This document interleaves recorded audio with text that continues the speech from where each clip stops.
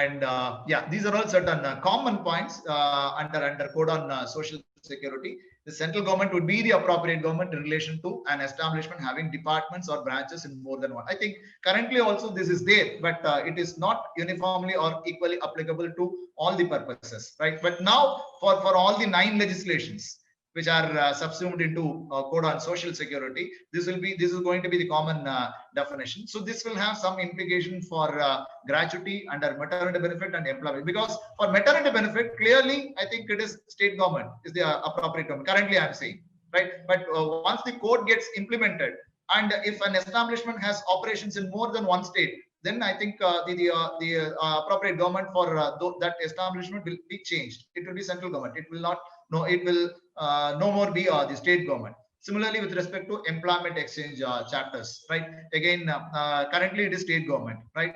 But if the code is implemented and if the establishment has operations in more than one state, then definitely the central government will become the appropriate government.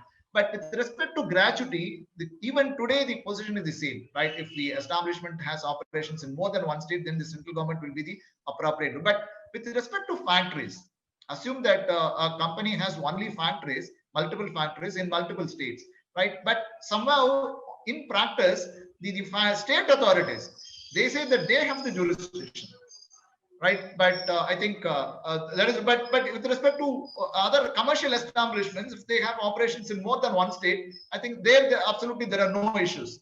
The central government is considered to be the appropriate government. But in practicality, though the position provision is the same even today with respect to payment of gratuity act, but the practicality is slightly differing. But once this code gets implemented, I think that would also get resolved.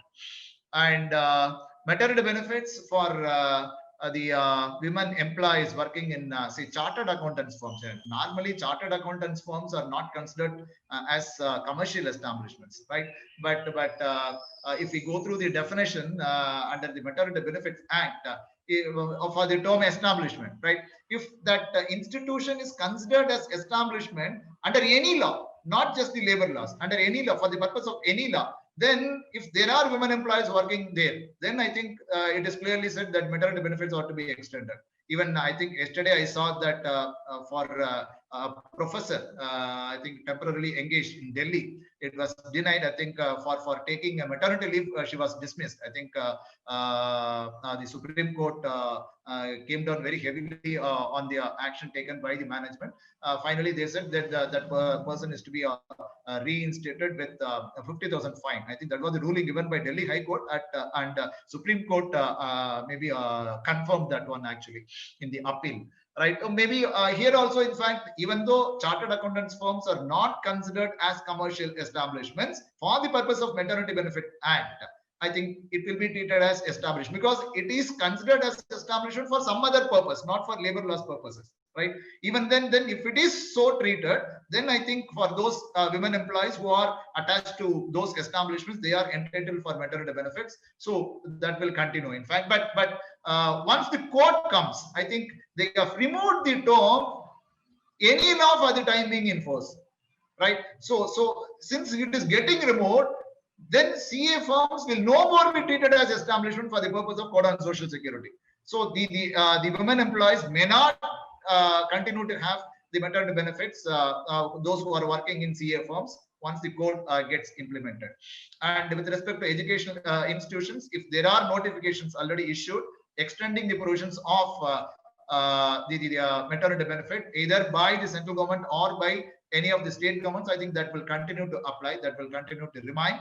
And with respect to telecommunication industries, insurance industries, and banking companies, yeah, now I think the position is getting settled. The appropriate government would be the central government, right? So in which case, specifically with respect to employment exchanges, I think the obligation could arise to send notification of vacancies, because hitherto it was state government, right? Only in case that there is a notification by the appropriate government for notifying the vacancies.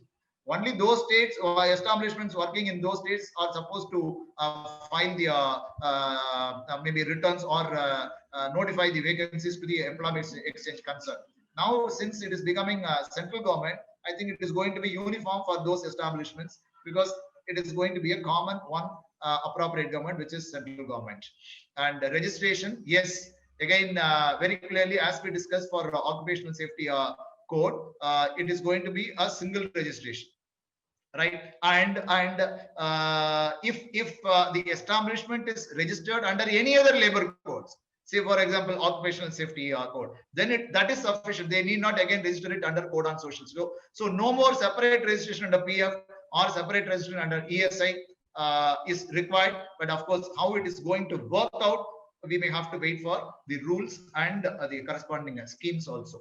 And in case of plantations, yes, if there are 15 or more workers, and if the plantation work is done in an area of 5 hectares or more, only then that place will be considered as plantation. So instead of 15 workers, now the threshold limit is getting reduced to 10. So if there are 10 or more workers, and if the work is done in a 5 hectare area or more than that, then I think that place will be considered as plantation. And of course, the respective laws will automatically become applicable.